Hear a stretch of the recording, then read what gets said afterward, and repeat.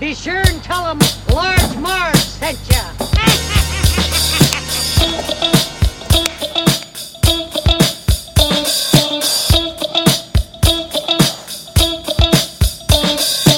In the 90s, we were just teeny tykes. We liked our movies and our bikes. We wanted to be DJs, but we were just teeny gals. So we went off to college and we remained best pals. 20 years later, we're still watching flicks and we're bringing you the favorite bit by bit. Sweetie and Sweetie are here to say it's the Large Marge Santa's podcast. Hey.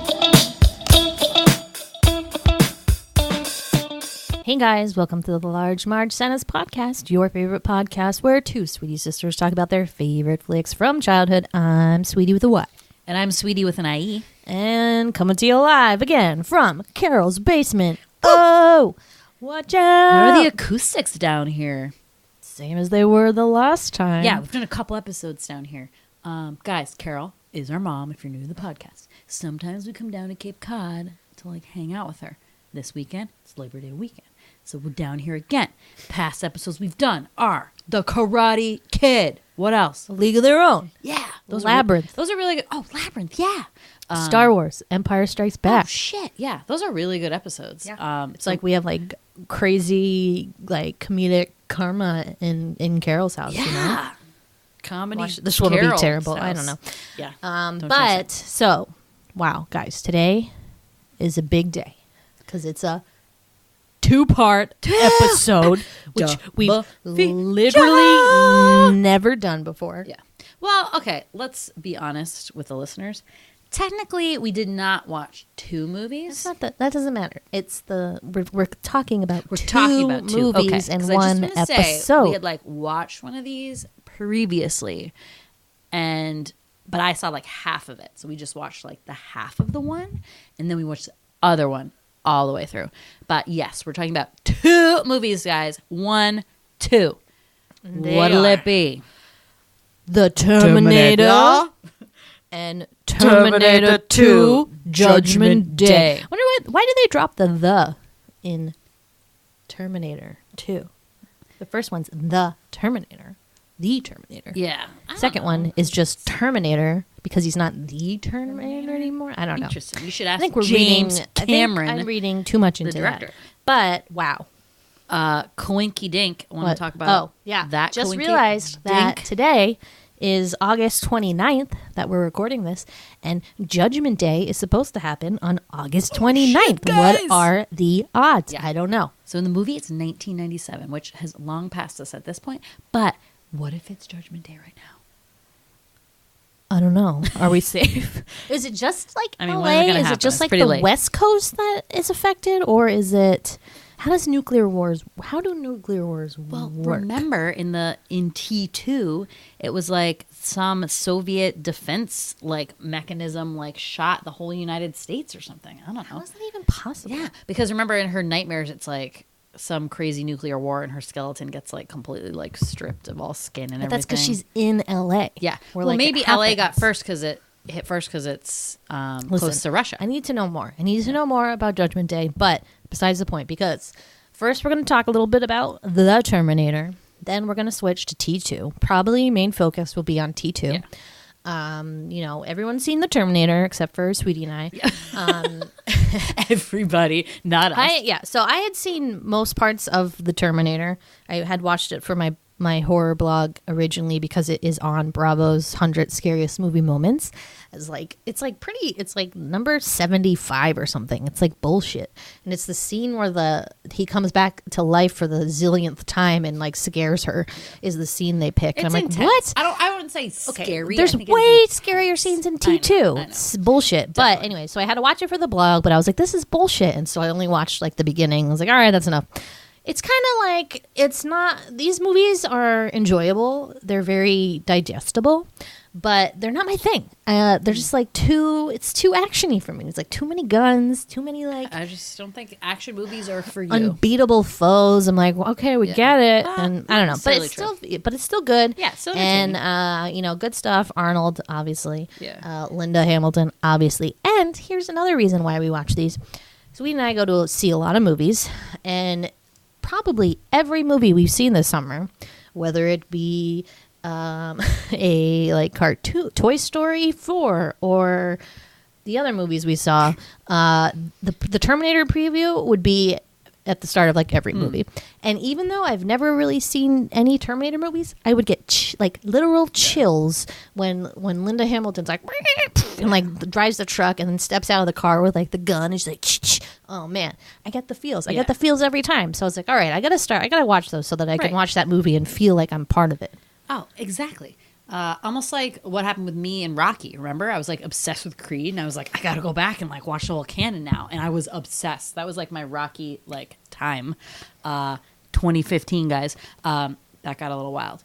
Here's why I'm at with the Terminator movies. Okay, so Sweetie's right. We saw that preview, got emotional. We're like, I need to get into this. Sitting at home watching TV one like random Friday night or something, and some sci-fi channel or something has the Terminator halfway through. I'm like, dang, I've never seen this. This looks like kind of interesting. So I'm watching it. I'm like, what the fuck? Why is Arnold trying to kill Linda Hamilton? So confused. Text Sweetie, wait, is Arnold bad in Terminator? And she's like, yes, but not in the second one. And I was like, which is funny that I know that, even though I've never seen it. But I just knew that like that was the thing. The thing about the Terminator is that it's so ingrained in popular culture. It's like you've seen it. So this is my next point. So despite like never seeing the Terminator, never seeing Terminator 2, like the Terminator 2 was a huge movie when we were kids. I think everyone remembers that, right? And we'll talk about it and how, despite it being an R-rated movie, pretty violent, was marketed to kids in a lot of ways. So you had a lot of little boys running around with like Terminator shit. Hasta la vista baby was everywhere. People had Arnold on their t-shirts, like whatever. It was spoofed, so our big connection to it was from this amazing scene in Wayne's World 2. We'll probably talk about it. So like that was like all in there. So it's not like I didn't know anything about the Terminator. Like I basically did. Right. And I actually did see the third one randomly. Like whenever that came out, 2003 or 6. Who'd you see that with? something. On a date? No, I think I saw it with Liz. I feel like older sister, maybe. What? Yeah. Call Liz. And like Just Claire kidding. Danes was in it, so I was like, oh cool, like that'll be sweet. And like what's his name? Edward Furlong is in it too. Obvious. I forget if Linda Hamilton is in it. I don't think she is. I don't think it was. It's No. a different guy who's John. No, it Connor. is him. I'm pretty sure it I is looked him. up it on IMDb. It's that guy who looks like someone I'm else. pretty sure it is him. Whatever. So We'll figure anyway, it out. so I, again, much like with the Rockies, like I had to go back and see stuff, and I'm a little bit more into action stuff. I think they are really enjoyable, and when done well, like, obviously good stunts, if the story is good, if there's something there. If it's not just people getting blown away, like there has to be obviously like something else to it, which I think essentially the Terminator has, right? Because the story is very interesting because you're talking about, a lot about time travel, a lot about, am I right? No. Nick Stahl Dang. is John Connor. Oh, well, he doesn't look like him at all. Okay. Yeah. So I think there's like, these are meaty enough. My only thing is that there's so many of these now, and it's like it is sort of the same plot every time. Okay, like the fucking Skynet will not give up, and they just keep coming back, whether they're trying to kill Sarah Connor or John Connor, whatever. It just like keeps getting recycled. So take that what you will, but I think what's important is they keep building on the story, either the story with stuff or better stunts or better graphics, which is like because these have come out so spaced apart. So you had The Terminator in 1984, Terminator 2, Judgment Day, 1991. That third one was, what did I say, 2006 or 7? I want to say 6. 2003. Oh, shit. Okay, 2003. Wow, like I still would have been in college. When did I see that? And then there was like one with Christian Bale. Yeah. Then there's one with Emilia Clarke. Mm-hmm. And then now there's this one coming up in 2019. Yeah. So it's been like kind of a little bit spaced apart where I feel like they are able to do like different stuff. Anyway, good times. First I want to talk about, so Terminator 1 and 2, directed by James Cameron. Also, how this comes into kind of play is like, what do we know about James Cameron? So if you grew up, if you're a girl, maybe a guy too, and you grew up when we did, what was James Cameron known for? Every night in my dreams, I see James. I watch your movies. I'm just thinking about probably like my favorite line ever from My heart will go on. Nope. Titanic? Bruce Almighty. Oh. When he's interviewing the old lady. Oh. And he's like, wait, you do it really good. Oh. He just like keeps asking her like rapid fire Yeah. questions, and he's like, "Did you feel bad? You left Leo on the door while? Did you feel bad when you were floating on the big door while Leo was drowning?" Yes, I fucking love that. The big door. Titanic joke. James Cameron, known for Titanic in 1997, right? That was like huge. They did Avatar. Honestly, never saw that. Don't give a shit. Apparently, people liked it. I don't know. Not my thing. Anyway, I was about Titanic. I saw it multiple times. Obsessed. Bought the 2 VHS box set. Watched it a lot. Crazy. But James Cameron, that was a real departure for James Cameron because he was really like an action movie guy. So his first movie was like some piranha movie that he actually like got kicked off of, didn't finish. So this was like kind of technically his first movie and like a real big deal for him and a big deal for someone who's like, you know, first time director. And then he did Aliens. So the second Alien movie. Excellent. I did see that. Excellent. The Abyss. Okay, excellent movie. We should totally do that. That one is like really crazy. I think I read is that a Michael Crichton I think book? so. Yeah, I read the book. So it's like a deep sea thing, and there's like, you know, sketchy Or is stuff that down there. Sphere? Oh, no, that's on the spaceship, I thought. Oh, no. No. That's Event Horizon.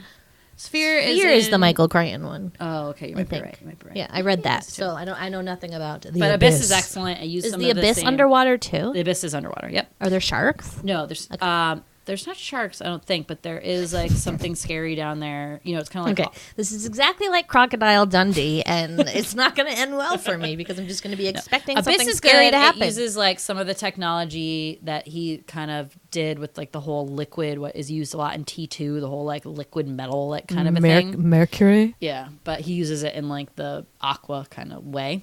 And then he did True Lies, if you remember that. So that was like kind of cool. He also wrote like some of like the screenplay for our Rambo, and he is also the writer and director of this too. So it's his story. So big deal for James Cameron, like kind of controversial director. I think people like find him really difficult to work with. He's like pretty demanding, and cause he's had like some pretty big hits, I think he can like kind of thinks he can do whatever he wants. It's kind of a dick. That's he, what I've heard. Sleeps with whatever hot ladies in his movies. So the other thing about this, which I like totally knew as even like a child, was that him and Linda Hamilton ended up getting married. So this wasn't until after Terminator 2, I guess after she buffed up. But he was married to the director Catherine Bigelow. And if you remember when Catherine Bigelow was nominated for The Hurt Locker, and I feel like Avatar might have been nominated at the same time, and that was it was a big deal. Yeah, such a big thing because they were like, you know, they used to be married. They were this like movie couple essentially, and then he cheated on her with Linda Hamilton. They got married. Then he cheated on Linda Hamilton with the girl in Titanic, who was like the old lady's granddaughter. What the fuck? Who I don't even remember. I don't even remember that she's, scene. She's really. I mean, she's but only he in, like, sucks. the Whatever. beginning. He makes okay movies, but like he sucks. Yeah. Let's be real. I don't think he's like the greatest person, but he's had a lot of. He's no Stevie Spiels. He's no Stevie Spiels. But yeah, so anyway, Terminator 1984 comes around. He's obsessed with getting like Arnold Schwarzenegger to do this, like had the role. A couple other people were kind of auditioned and almost got the part, but he like someone put a bug in his ear about Arnold Schwarzenegger. He's like, I gotta have that guy. So Arnold Schwarzenegger was doing some like Conan the Destroyer, like one of those crazy movies that he was in, and so they had to delay like a bunch of filming so like they could keep Arnold because they didn't want to lose him. And then this became like, let's be real, Arnold's like biggest fucking movie. I mean, did this not like catapult Arnold Schwarzenegger to like obscene amounts of fame? 100%. Yeah. They're like, look as wooden as possible. Oh, I mean, it's a perfect role Arnold. for him. Yeah. Let's be honest. It's great. Yeah. Arnold. All right. So should we do like a quick Yeah. So let's do micro synopsis and just a couple of things we like about the first one, and then we'll go into the second one. Okay. Yeah. So it's time for a micro sweetie synopsis. Yeah. Sweeties. I'll be back. Do you like how little I was? Sounded like the fly in The Fly. Yeah. L.A. 1984. Streets of L.A. Not looking too great. Streets of LA. Pretty dirty. A lot of garbage. Blue lightning, frizzy. Garbage man sees a big naked man rise off the ground, gets scared, runs away. Big naked man stalks towards L.A., runs into some 80s punks, which are my favorite like side character in this movie. 80s punks. What a like we don't talk about 80s punks enough, but man, were they a bunch of rabble-rousers. They were rabble-rousers. That guy had a tire track tattoo guy, on his face. Bill Paxton. R.I.P. So Terminator takes his clothes, whatever. Not Bill Paxton's clothes, the other guy. Well, whatever. Who cares? One of the punks' clothes. Magically, they fit Arnold's giant body. Yeah, that was weird. Plot hole. Right. Why wouldn't they have like a giant punk? Yeah. So we meet. Linda Hamilton's character, Sarah Connor. It's kind of the whole beginning of this movie is it's not a lot of dialogue. It's mostly just like sequences, and you see the Terminator come and like rip a page out of the phone book that has all these Connors. I'm surprised there's only 4 Sarah Connors in LA. Actually, I feel like there should be way more. I don't know. It was the 80s, maybe. Could have turned into a real bloodbath. Right. Yeah. So this is back when your address was in the phone book. Sketchy. So the Terminator goes to first Sarah Connor's house. Is like, Sarah Connor, and then she's like, yes, and shoots her a bunch of times, not just once, but like 1,000. Gotta make sure she's dead. And then the story's on the news, and our Sarah Connor's working at a diner, and her friend's like, look, it's about you, kind of. And then really weird and morbid. And then Sarah's like, oh, scary. And then later she sees that another Sarah Connor has died. So she's like, wait a minute. And then the police start realizing that it's the phone book killer. He's just going through the phone book. So she gets the phone book. She's fucking next. God, she's scared. She's scared. So terrifying. Meanwhile, another naked man comes out of some blue fuzzy stuff and appears and steals a homeless man's pants. Steals a policeman's giant rifle, wears a trench coat, looks as a trench coat. I don't know, but he looks as sketchy as possible, which I don't know. I mean, it's been a while. Obviously, he's from the future, like but trench coat with no shirt underneath, right? With like a gun under it. What the fuck? No matter what. So he's stalking Sarah Connor, also basically, but he finds her immediately. How did he do that? Because remember, so that character, Arnold is the Terminator. That's his name. Mm-hmm. The other guy who steals the trench coat and the homeless man's pants is named Kyle Reese. So Kyle is a person. He is human, and he is from the future. So remember, Kyle Reese has a lot of intel from John Connor because he sent him from the future. So he can be like, this is where my mom was. This is where she worked in 1984. Okay. Like, go find her. That's so confusing because, like, so she told John everything he needed to know, but that hadn't happened yet. And then it's like, yeah, that just hurts my head. See, this is why, I kept the whole movie. I'm like, wait, Andre, I don't get it. And I'm like, literally Doc Brown trying to draw like a map with like the tangent being like alternate 1985 underline. No, I'm like that. And it just like it's really hard. Like you just kind of have to suspend reality and like not think about that stuff, but just know that like Kyle Reese knows a lot about Sarah Connor, right? So he knows a lot more about her than Skynet / the Terminator. Yeah. So unfortunately, the Terminator finds Sarah Connor at some cool 80s club. Kyle's watching, and then when the Terminator's about to shoot Sarah Connor, he shoots the Terminator, and there's like this big fight, and then they run away. And he's like, come with me if you want to live. And she goes with him, obviously, because she wants to live. And even though her life's not great at this point, she's a bad waitress at a diner. She has a boyfriend who sucks, apparently. That's a horrible hairdo. Her only love in life is her pet iguana named Pugsley. He's sweet. I hope he makes it. But, yeah, so they go. He tells her some crazy shit. He's like, listen. This is a Terminator. He's here to terminate. You've been terminated because you're set to be terminated because, hate to break it to you, but you give birth to this guy who's going to be like a revolutionary, like resistance leader. And the robots want to like kill you so that you can't have that baby, and then they'll never meet this resistance or whatever. Yeah. So he's from the year 2029. And at this point in 2029, you have robots essentially like ruling the earth. And there's like a long story, and I forget if he tells it or they learn this in T2, because now we have that intel. They played it. But- There's like a thing, like a the card that explains everything. What's that called? Like Star Wars has kind of that like sets it up at the beginning. It's like in the year 2029, nuclear war has decimated the human population. Yeah. Blah, So blah, blah. so what essentially happened is that the humans, and you learn about this a little bit more in T2, developed like a they wanted to make war and fighting like all with robots because they didn't want human casualties, which is like really smart. So they developed these what were basically like cyborgs. In this case, like the Terminator, they were like metal exoskeletons, but then they could have like skin over them. Anyway, so they developed this whole thing, and then basically they turned against the humans and then went to destroy the humans. So in 2020, so that all goes down in 1997, which ends up being Judgment Day, in the second movie. So by 2029, they're like still fighting this shit, which is like, oh, that sucks. Totally sucks. Yeah. So there's this resistance movement, and John Connor. So at this point, John Connor's like in his 40s in 2029, and he is the leader of that resistance. Oh, sorry, John Connor. Kyle Reese. I was like, Yeah, what? no, John Connor. So he sends Kyle Reese, who's like another person in the resistance, like to go back and protect Sarah Connor, because if Sarah Connor dies, then I guess John Connor will like literally disappear from the future. Like, again, Back to the Future style. Let's remember Marty McFly's hand fading away. Everything we need to know about time travel It is really in is. Back to It's the Future. honestly like when we covered the Back to the Future, it set us up for like any kind of time travel talk. It really has been Robert Zemeckis. Good for you, because you really got it right. Anyway, so Kyle Reese is there to protect her. So in the whole rest of the movie is just them running away from the Terminator.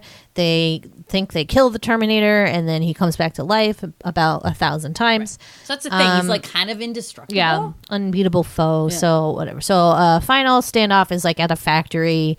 There's like all these moving things and like crazy shit. Sorry, but let's just mention. So this whole time, like Kyle Reese is kind of like, he doesn't know who. Because it's all about Sarah's unborn child yet. So she's not pregnant yet. Mm-hmm. So in her mind, she's like, damn, who the fuck do I sleep with and then have this baby? Because she's dating that like loser boyfriend, but like it must be, after this. And so she's like kind of trying to figure it out. So then her and Kyle Reese sleep together, and then that's who John Connor's father is. It's nuts, because he didn't even know that, and he was the father. Crazy. Wait. Did John Connor know that? Yeah, okay, he knew that. He did that. That's why he anyway, so they have this like passion. I mean, it's kind of like a lame love scene. I mean, they're kind of like in a kind of horrible situation. They're stuck at this motel, and sorry, I take that back. It's kind of sweet because he is like obsessed with her because he has been trained to protect her for so long, and he knows all about her, but he's never met her. So he's almost like fell in love with her before he even met her. And tells her this, and she's supposed to be 18, so she's like pretty impressionable, and is like, oh man, and just like then they do it. I mean, it's like that, and it's like kind of this cheesy 80s love scene. It's like pretty bad, but oops, that's how John Connor's conceived.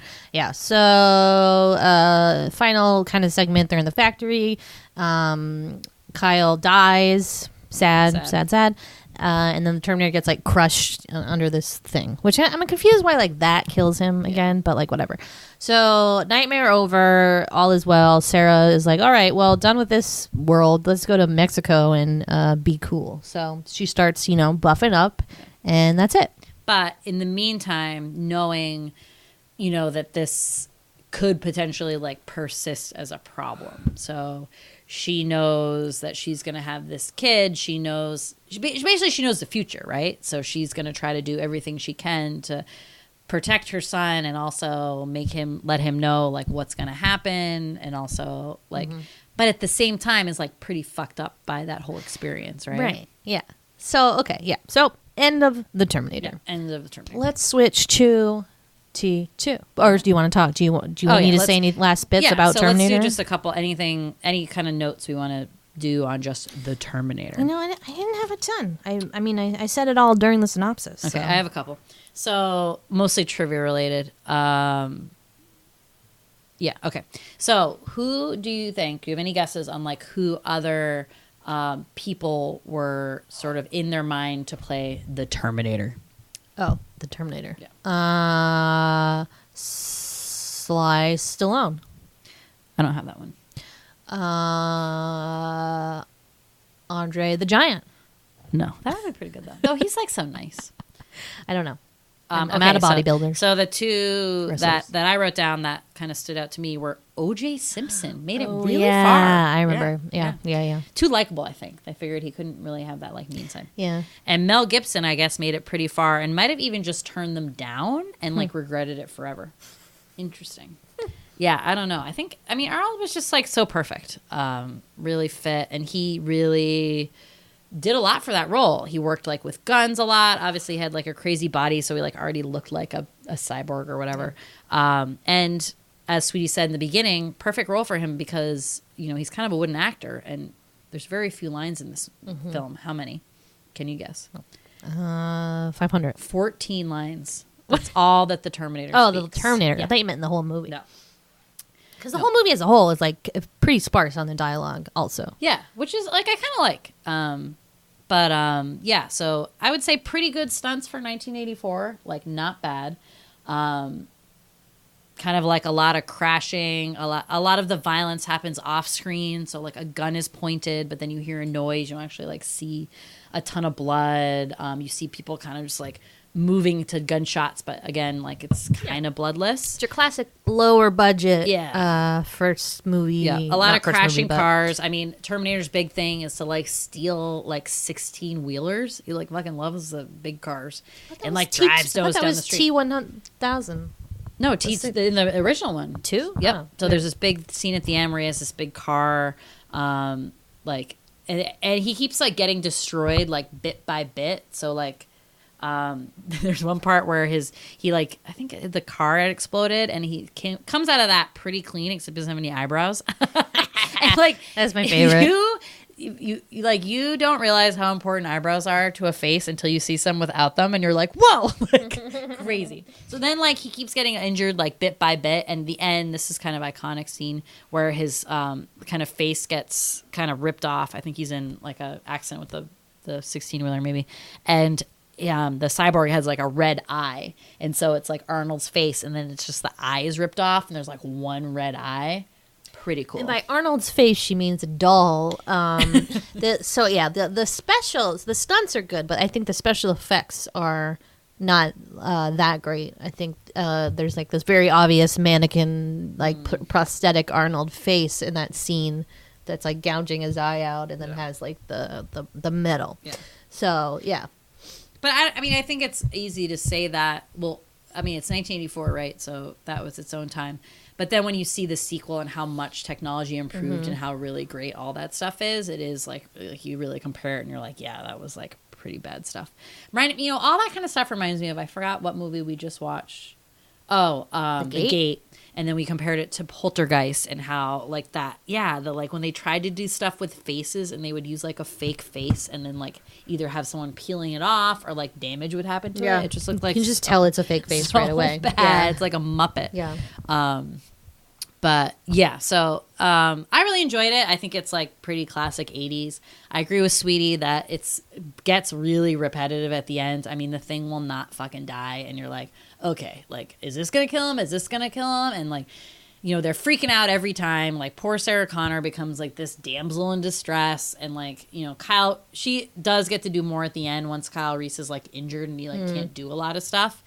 But she definitely like is just kind of a little bit just running around and getting protected, with her feathered fun mane. But she really comes about in the next movie for sure. But I liked it. Definitely a piece of 80s gold, if you will. So moving on to T2, Terminator 2, Judgment Day. This movie from 1991. Just remember that. Put it in the back of your mind. Okay.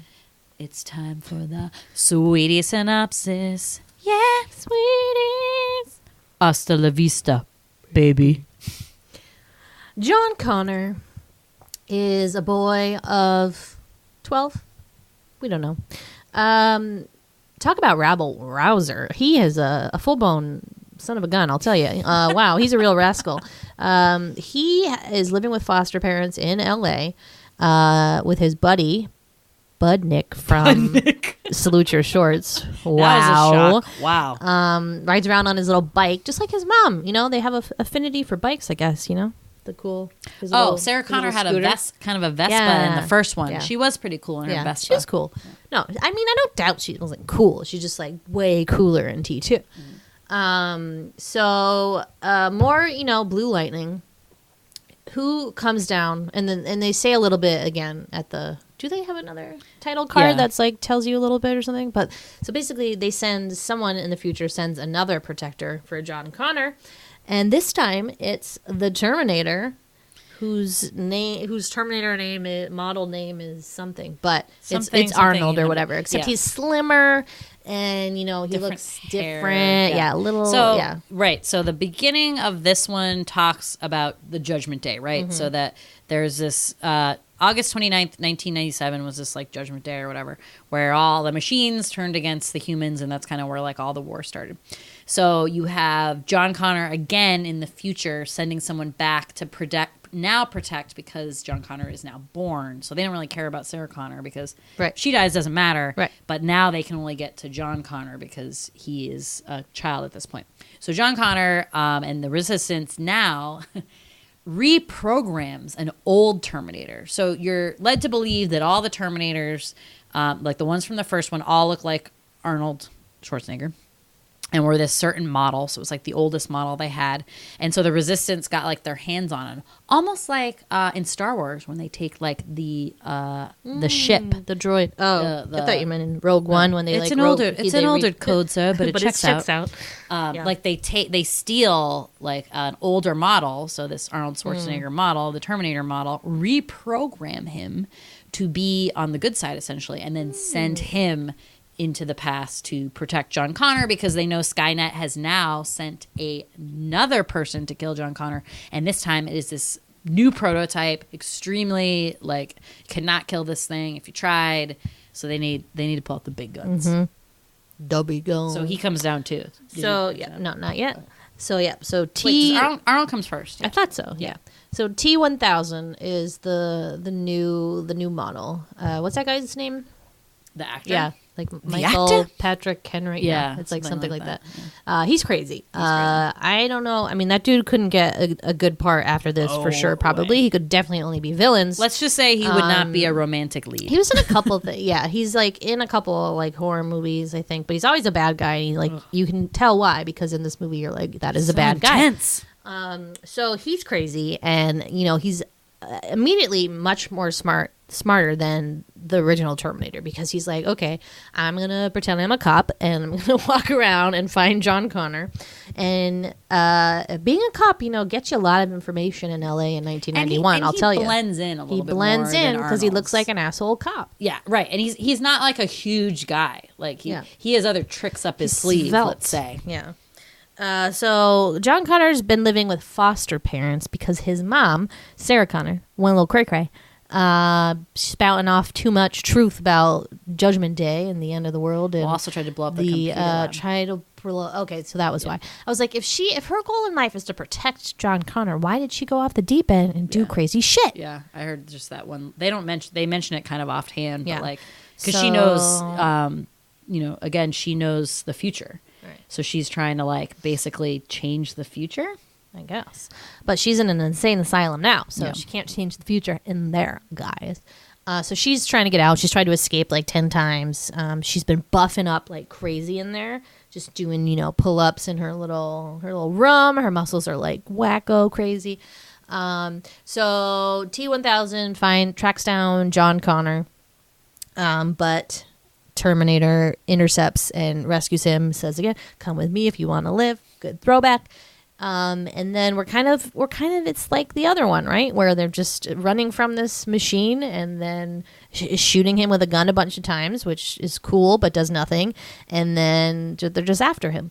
So what happens that makes them need to rescue Sarah Connor? Well, they decide to he just is like, I need to go get my mom, basically. Like, he knows that she's in the insane asylum and wants to, like, help her and get knows out. that she's been telling the truth this whole time, too. Because, he thought she was crazy, too. No, because Right? as soon as he sees Arnold Schwarzenegger, he's like, "Are you a Terminator?" Like, so she told him everything that she knew, essentially. But I don't. But the only did he confusion really is believe that. it? Well, the only confusion is that, and like when she sees the Terminator, they're expecting a Terminator to come down that looks like Arnold, and he's gonna try to kill him. So that was like the twist there, that he's actually there to protect them. So, but for some reason, and I forget why, John like trusts him almost like immediately. Because he shoots the Oh, yeah, the 'cause he bad shoots one the bad trying guy. to shoot Yeah. John Connor. So Yeah, he's like, that's true. "Oh, okay." And he said, "Come with me if you want to live." So he's like, "I want to live." Okay. Yeah. But yeah, so there's that whole thing. And then, but then remember, he like also figures out that the Terminator is going to do whatever he wants because 'cause John he's been- Connor yeah. told him like, whatever you do whatever that kid says, because that's me, obviously. Yeah. But you have to protect him at all costs. So he's 12 years old, so he's also like, okay, like I have this huge dude who will do whatever I want. Yeah, and he picks the best thing to tell him to do. Stand on one foot. Like what? Well, he's That's your 12. test. That's your litmus He's test. 12. Yeah, but he's a punk who like breaks into ATM machines. Like I think I he could know, do but- something better than that. But he's 12 years old, remember, and he's Whatever. had like kind of like a rough childhood, and you do see like glimpses of someone who could potentially be like, someone who would be like a revolutionary figure. But his first thing is he does want to rescue his mom. So they go to the mental hospital. Unfortunately, they're late to that party because Sarah Connor is already on her fucking way out, guys. She is badass. So what she does is she like sneaks. So they she gets all wild and crazy, and so they end up like tying her to the bed, and putting like handcuffs or whatever on her. And I don't forget how she gets it, but she gets the paperclip and like spits it out when the guy leaves and is able to pick her locks of like her restraints. And so is out of there, gets like beats the guy who like licked her face, a like nasty guard who's like So disgusting. And then goes and basically holds the doctor who was also a dick to her, never believed her, was just like an awful person, holds him hostage to like get out of there. Meanwhile, T-1000 is already on the trail of John Connor. I don't know if he like figures out that he's going to pick up his mom or something. Because like, why does he end up at the mental hospital? Because he thought that that's He where could they get- would go, or Or something. he could get to him by getting to her or something like that. Something like that. Anyway, Yeah. so he's there too. So they all like come to a head, and there's this sort of like big battle. You get to see like T-1000 do his thing. So the thing with T-1000, the new thing that makes him like basically indestructible, is that he has like this like liquid metal core. So before, the old cyborg was basically just like a metal skeleton. So he was indestructible in that sense. Like he couldn't get shot, and he obviously like didn't bleed or anything like that. But this guy is like insane. So he can like just melt into a puddle, and he can also mimic anybody. If he just touches them, he can turn into them. Not only what they look like, but their voice too. So that's like a big power that he has. He also can make like a But the other scary... Terminator could do the voice thing too. Oh, you're right. He could do that. But he couldn't look like them. Right. Because he has this like way of like melting his whole frame. And then the other big thing he can do is turn his arms into like these what would you call that? Like giant knives, and they almost look like icicles, but they're metal, or like a praying mantis Yeah. or something. So It's he very can like scary. use those. And he can do all this like crazy stuff with it. So the guy is like nuts. He can run really fast too. Oh yeah, So I mean, he's just like the he's craziest unbeatable. mess. He's an unbeatable foe. Yeah, but they do get away from him at the mental hospital. But not before Sarah Connor. Sorry, guys. Sarah Connor flips out when she sees the Terminator and thinks that he's there to kill her. James Cameron seems to have this theme of women with PTSD, apparently, because the same thing happens in Aliens, more or less, when Ripley finds out that Lance Hendrickson's character is a cyborg, right? Are they or an android? Yep. So, and she had a very bad experience with the android in the first Alien movie. So same thing. She like flips out, and of course PTSD. It was a scary thing that happened. But like John explains to her, and then she realizes right away that he's trying to like save them and help them from this other like scarier Terminator. So she's like, okay, you cool. So they run away, and then it's like I don't know. So the rest of T2, I would say, is very. I mean, it follows a similar format to the first one, where they're like escaping from T-1000. But then there's all these other elements because they're finding out more about Skynet and like what started this nuclear war or whatever. And they track it to this guy, the scientist who creates the original He creates the cyborgs? Yeah, so like the original program of these of the cyborgs, and you learn that they part of this whole company was founded on the parts that were left over from like the Terminator. Oh, right. So there's the like chip. Yeah, so there's a chip that was in the original Terminator and an arm that is like in the vault of this computer company that they've been using to then create. I mean, I don't know what they were just like, oh wow, this is cool. Like, what did they think about it? I don't know. Well, it's like, scientists. They're like, whatever, save it. But it was crazy advanced technology, so they were able to like use that to build what ended up being this like robotic weapon system. So this is in, so let's say this is like 1995, maybe 1996. So it's like a couple years before the Judgment Day, but this is when it's going to start kind of getting out of control. Mm-hmm. So once Sarah Connor learns that, she's like, okay, like I can end this whole thing if I just take out that dude, right? Easy peasy. Brilliant. Yeah. So she's a badass, as we said. She has now, like, between the time she had John Connor and now, she has been like training and dating these people who are like ex-army people to help train her, and making friends with arms dealers. So she has this like cache of weapons on like the border between California and Mexico, and this like Mexican friend with this really nice family who live in buses in a desert, and they go there and they arm up. I mean, the amount of weaponry here is unparalleled. It's crazy. It's a lot. It's excessive. So they make this plan to like go, I don't know, the Terminator and John and her, like I forgot where they were going to go, but then she just doesn't tell anybody and is like, fuck it, I'm going to go kill that guy, the computer guy who's this whole idea is, and save us all a lot of grief and save 1 billion lives by like ending this guy's life, right? But she can't really do it because this guy's got like a kid and his wife, and she's, she feels bad. She like shoots him in the like shoulder and is like, oh, and then like is crying or whatever. So John Connor and the Terminator find her, and they're like, what'd you do? Meanwhile, I'm like, isn't anyone gonna be like, you can't kill that guy because then I won't exist, Mom? Yeah. It doesn't make, like, if she prevents Judgment Day from happening, how does Kyle Reese get into a position where he's a part of a resistance against the machines? That's what I don't get about that whole thing. Like, because why didn't she think about that? That is what ends up happening. So why doesn't that? But it like happens anyways. I don't know. So then they kind of join forces with the guy. They tell him like, listen, you're gonna do some bad shit. I mean, it's gonna be with good intentions, but it's gonna turn out to be some bad shit. Right. The guy wasn't a bad guy. But he was just like into technology and was like, oh, this is cool. But he takes their word for it, and he joins their team basically, and they like go to the laboratory with the intent to blow it up. So now they're up against kind of like a SWAT team. Bad news there. So no word from where T-1000 is. He took a bad spill in the truck that he stole, and we don't know where he is. So now they need to blow up the lab. They're successful in the end. The Terminator has been instructed not to kill anyone by John Connor, so he just like wounds all the SWAT people in the leg. Meanwhile, T-1000, he's back. So he catches up to them because, again, he's like a police officer now, so he like knows a bunch of shit. I don't know. It's unclear to me. But he meets them in this factory that has a lava pit, and the Terminator has this giant grenade launcher that he's like needs to use on the T-1000. Basically, blah, blah, blah, standoff. Terminator, you think he's dead.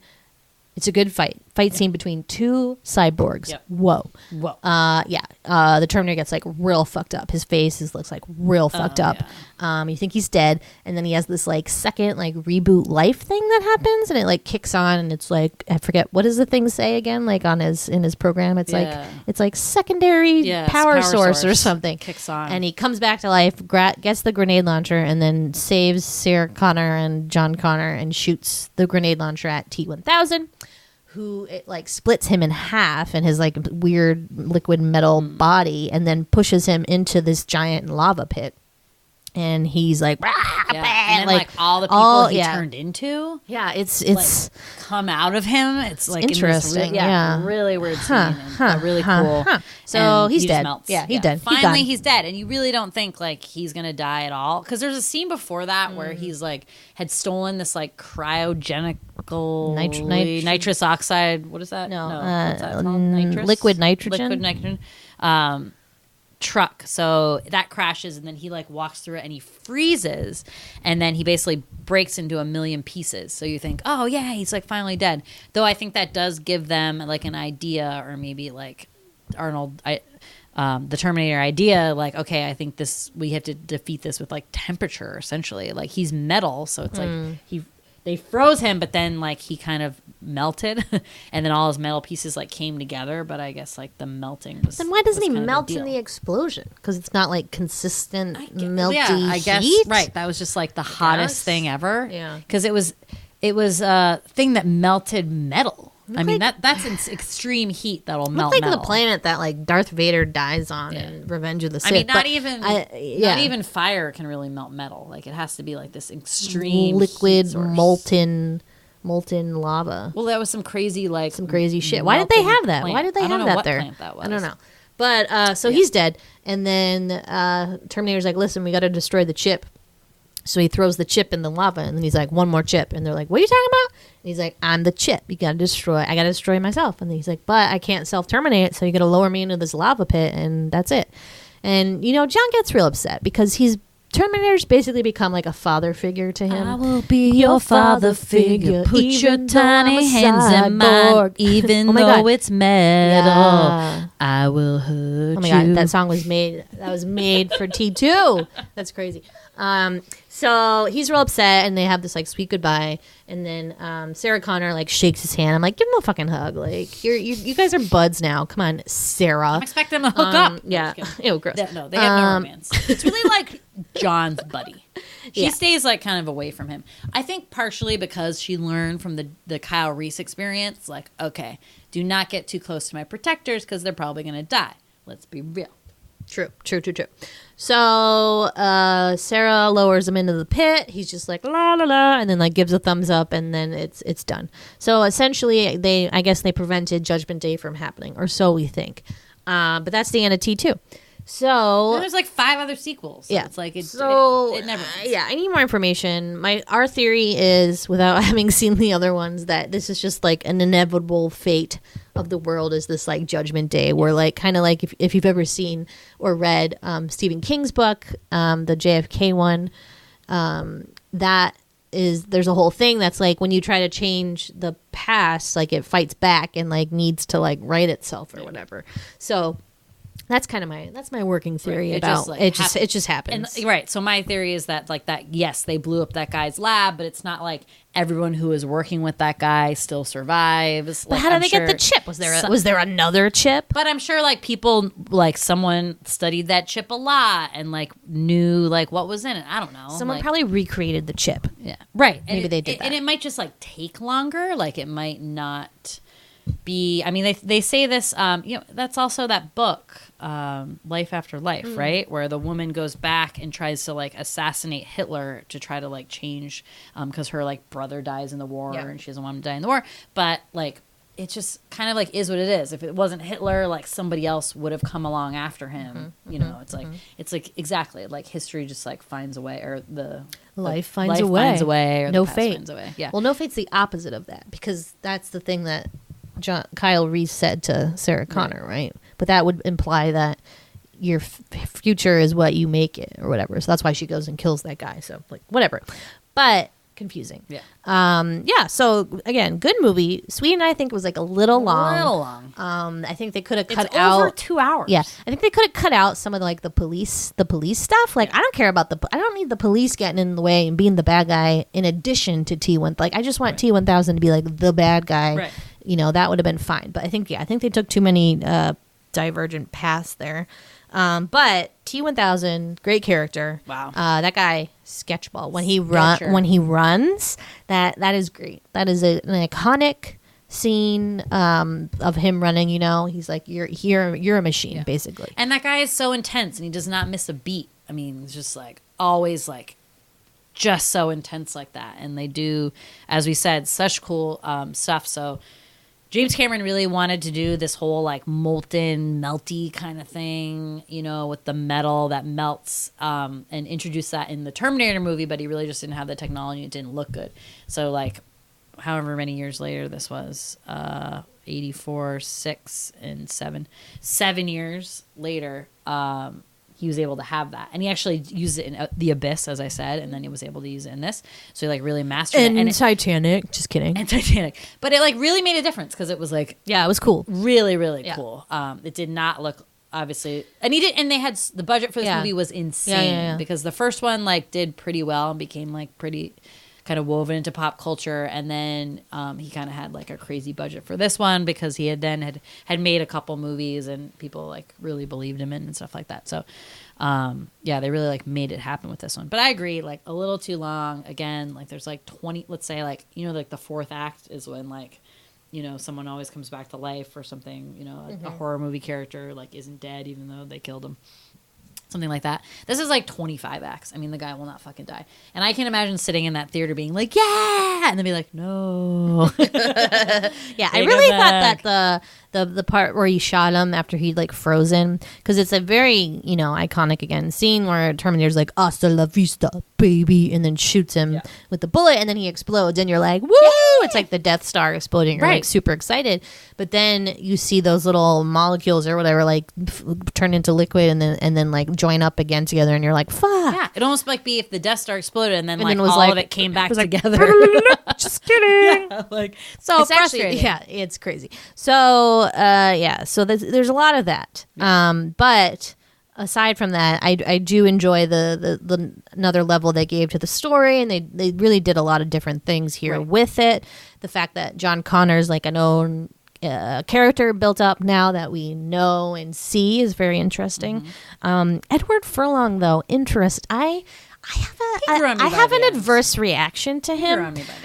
Still not to me. His voice, if you don't know, is like very squeaky and like high in this. I would compare him to like a Richie from Teen Witch / Mike TV kind of like hybrid voice where it's like very weird and high pitched. Well, tough age. I couldn't get over the guy it though, right? Because this movie shoot ended up. So I guess the first one only took like 8 weeks or something. Like it was really quick. This one took 8 months. So when you have someone who you're casting who could potentially like go through puberty during the time that like the shoot is, like that's like kind of, you're really rolling the dice with that. So that's what happened with him. So he like not only grew, but his voice kind of changed. So a lot of the voice they had to like dub at the end to make sure it like all kind of sounded the same, because the shots when he was really young, his voice was really high, and then like as the latter scenes they shot, his voice was a little lower.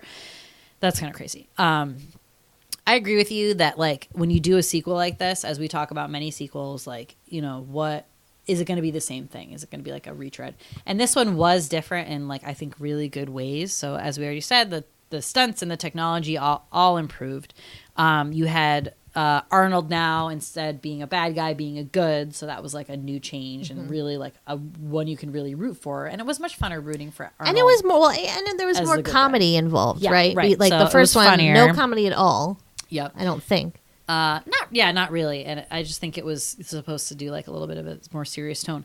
But then also you have this change from Sarah Connor, as I said in the beginning, is kind of the first movie is like a damsel in distress, and then she becomes like this badass in the second one, and that's such a great character change for her, and you really get to see Linda Hamilton like really act and really do like cool stuff. So especially when she's in like the mental institute, when she's interacting with her son, when she like flips out right before she's going to kill that guy, even though she doesn't end up doing it, you know, and she goes through a lot of stuff. She gets injured like pretty badly, especially towards the end of this one. And there's one scene where like the T-1000 like stabs her in the shoulder with his like icicle pick thing or whatever, and he's like moving it around. He's like, it hurts, like, doesn't it? That hurts. Yeah, it hurts, doesn't it? Like, call John, and she like refuses to do it, and you know, like she's not going to do that. He could do whatever he wants to her. So he like puts the thing, he's going to put it through her eyeball, and she's like, she doesn't care. She's like, I'd rather die anyways. She's so awesome in this. So they really make that character come around, and like I know, so for T2, this is actually nominated and won a couple Oscars, so all for sound editing. The sound was really big. and like some of the technical stuff, whatever. And James Cameron really did like try to petition everyone to nominate her for actually an Oscar because it worked for Sigourney Weaver in Alien. And he thought it would work for this one, but it didn't. But I thought she did like an amazing job and really like kind of is such a huge part of the movie and such a great character and who she becomes and why, as you said, when we saw that the one that's coming out this year and how like you got chills of like, okay, man, she's like still badass and like she still looks great. I mean, the 2019 one, she's like silver hair and it's in this like awesome do, but she's still like ripped and she just looks awesome with the shades, the aviators. Like I love her. Oh yeah, and she's awesome. and I will say that even though James Cameron is a dick, he does have the good fortune of having these like strong leading women, I would say, even though he didn't like create Ellen Ripley from Aliens. Obviously Ridley Scott is probably more responsible for that, but still, I mean, the one thing I will say about Sarah Connor that I wish in this movie, I wish that like she had a bigger role in like ending T-1000 because there is still that thing of like, oh no, we're doomed, we need to be saved by the Terminator, right?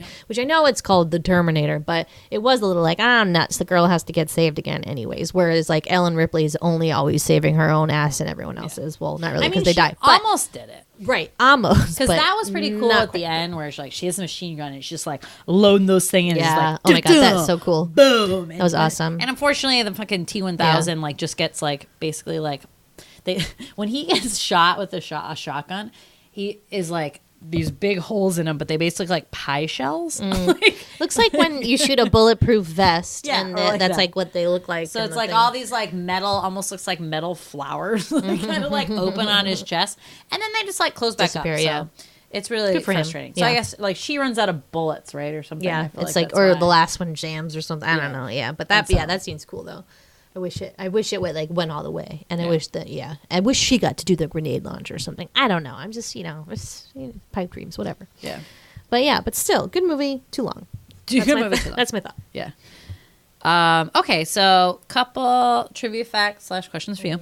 Okay, any ideas again about who they wanted to play T-1000? Oh, okay. Because that guy, like, I don't know what else he did before this or really even after. But. Let's see. How about Kevin Costner? No. How about, are these well-known people or like sort of well-known people in the 90s? John Travolta. No. Who? Tell me. Who it is? Yeah. Just tell me. Hint, right? I'm not going to guess. Okay, a hint. It's a nice day for wedding. Billy Idol? Yes. What? No. Can he run? Are these trivia's real? Like, that's crazy, right? Like, that's Walkers. Okay. What about, so this at the time, so this came out in 1991, was the third, its gross worldwide was third behind two movies. What were they? 1991? So by this time when it came out in 1991, it was third highest grossing of all time behind what two movies? Okay. So it had to be obviously any movie before this. Thank you. I thought it'd be the future. Hey, we're talking about the future a lot. You might get confused. Back to the Future. Let's see. Is Star Wars? Which one? Empire Strikes Back? No. Return of the Jedi? No. A New Hope? Yes. Really? Yeah. Huh. That was the biggest one. That was the biggest one? I know. I always thought it was Empire Strikes Back or something. You would think it would. But interesting. Okay. And then Indiana Jones. Nope. Jaws. Nope. I'm out of movies. E.T. E.T. was number one. Fucking E.T. I know. Oh, man. Yeah, well, remember, I think when we did that podcast, it was like, this was in the movie theater for 2 years or something. No, and you're like, what the fuck? Why we're obsessed with that movie? Like, what?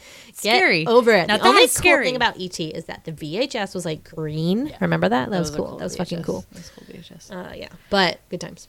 Okay, what else? What else you got? I think that's all I have. But so after this one, James Cameron was not involved in these movies at all. So there was, as we said, T3. There's one with Christian Bale. There's the Emilia Clarke one, and then now there's this 2019 one, which he has actually returned for as a writer and producer. Oh, so high hopes for the 2019 Right. one. Yeah, that I'm might excited. actually carry some of the original luster Yeah. because I really don't remember like anything. I mean, again, I saw the third one in theaters. It was okay, and I don't still remember think you even saw it on a anyone date. talking about the other ones. well, at remember all. the Christian Bale one is the one where he had that on screen, that on whatever set outburst, with where he's the like cell phone? in his Cockney. Yeah, somebody had a selfie. He's like, "This fucking Yeah. guy's got a cell phone. I'm trying to do this scene." Yeah, and it went viral. It's pretty great. And then the Genesis one, which is the one with Emilia Clarke, I think wasn't Arnold in that also? I think so. I think, yeah. I get that one's supposed to be like an alternate timeline or something. But yeah, so that's really all I know about all those ones. So very curious to see what comes next. Well, I mean, think what you will about these kind of reboots where they are able. I mean, I think the ones that are most successful are the ones that do use the original characters. So the one that comes to mind is the Blade Runner, one that just came out, 2 years ago, last year, which, you know, they did new things with that, and but the main kind of thing that got everybody there was that Harrison Ford was returning, right? And that was pretty big when he came on screen. Everyone was like, "Wow!" You know.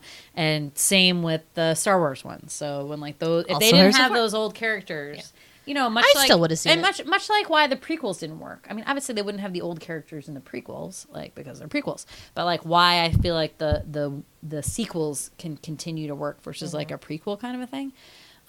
Because you have, you know, these old characters that people always want to like look back to and why they love those original movies. So it's like if you don't have Terminator with Arnold in it, like that's never gonna work, Yeah. right? That's so stupid. Jesus, I'm losing my mic all over the place. But yeah, so these are great, guys. I'm like kind of sad that it took me this long. I mean, I think so. When I was telling Sweetie this earlier that, and I've said, you know, before that I had a real aversion to violence as like a kid. I mean, I was a kid, so give me some credit. But, you know, even into my teens and maybe early 20s, I was like really scared of stuff. So whether it was like horror movie violence or action violence. And so I missed like a lot of movies and I was just scared of them. And now we've been watching them in the last couple of years, a lot of horror and then now like a little bit more action. And I'm like, I'm into it. I'm game. I feel like I can watch anything now. I feel like the chains are off. Like I'm free. All right, let's do it. I'm free. Free. So yeah, this was really fun. And I'm glad we were able to do this, even though as Sweeties, not necessarily one that we were, you know, Grew up shaped with. our childhood.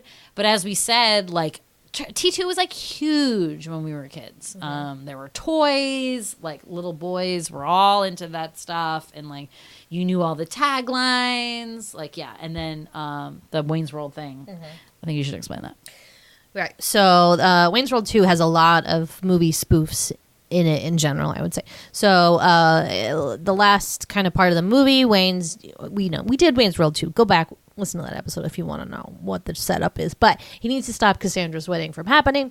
He's racing in his car. He gets pulled over by a motorcycle cop, and then the cop like stalks over to his car, and it's the actor who was T-1000. Remember how he walks? Yeah, like that? I know. That's why I'm like, that's the best part. He's like, "Choo, choo, choo." And then he like comes up to the car, like removes his sunglasses, and then holds up this like Polaroid picture, and is like, "Have you seen this boy?" And Wayne's like, "Ah!" And then just like takes off in his little car in the Mirthmobile. So it's so good. And like even though again, like we said, we didn't see T2, we saw Wayne's World 2, so we knew that. Like maybe we didn't totally get the joke. I probably asked Dad, like, "Dad, what does this mean?" or whatever. I don't even know did Dad see T2 Judgment Day? I don't even know because I feel like then we would have seen it. Right? I don't know. But it's a great spoof. And that guy, you know, awesome for him doing a cameo in that movie because Wayne's World 2 was 1994 or something. So not too long after T2. Years, so, I mean, yeah, good on him. Good sport. He's probably like, well, I'm not going to be able to get any other roles. So may as well just do this again. But yeah, it's a great spoof. Love it. Love it. But yeah, anything else? No, I think that's it. But just circling back, I cannot believe Budnick from Salute Your Shorts is in this movie. Sweetie thought his name was Budnick was up until Budnick. today. When I had to break the news to her. If you need a friend, it should be Oh my God. Budnick because he was solid. I was so happy about what a good friend he was to John Connor, because here's what happens. So they're kind of punks, and like their main scam, which is like pretty brilliant, is they have a computer and they steal debit cards, basically, and put them in a machine and are able to figure out people's PIN numbers and like take money out. Brilliant. And they are able to use that, John Connor uses that at the end in a very key moment in the movie. Excuse me. And anyway, so then they like take out $300. They go to the arcade and they're like, sweet, let's play some games. So they're like playing games, and the scary T-1000 dressed as a cop comes up and is like, oh, have you seen this boy? And Budnick, like totally straight face, is like, nope, haven't seen him. And then like walks away, but then runs and tells John like, yo, a cop's looking after you. And at this point, they just think it's a cop because they're into some illegal shit. And totally covers for him without even a blink. Yeah, played it real cool. But then he gets tossed to the side, never seen from again. I hope he makes it. I hope he's okay. I know. I hope John was like, hey, you were a good friend to me. Yeah. Thanks for holding. Maybe he's part of the resistance. Maybe. Thanks for holding the boombox on the back of the bike while I drove he's around. Kyle Reese. I'm still like really troubled by this. Yeah. Okay, think about it, guys. Kyle Reese comes from the future, impregnates Sarah Connor. Then that's Sarah in the past. Then he's dead. He's dead, and obviously doesn't go anywhere. But that is his dad. But then, so technically his dad was born in probably like the year 2000. His dad is younger than him. Yeah. How does that work? I don't think age matters. I think it's just time is a whatever. Time is scientific a circle. It's not a line. Remember that whole thing? Yeah. It's not. Anyways, okay. Good times. All right. Well, we hope you enjoyed this. Feel free to mansplain to us what we did not understand about the Terminator or T2 Judgment Day. Bring it on, suckers. But thank you as always for listening. You can find us on Twitter at the Sweetie Club or on Instagram at Large Marge Sent Us. Thank you as always for listening. Bye. Dickwads.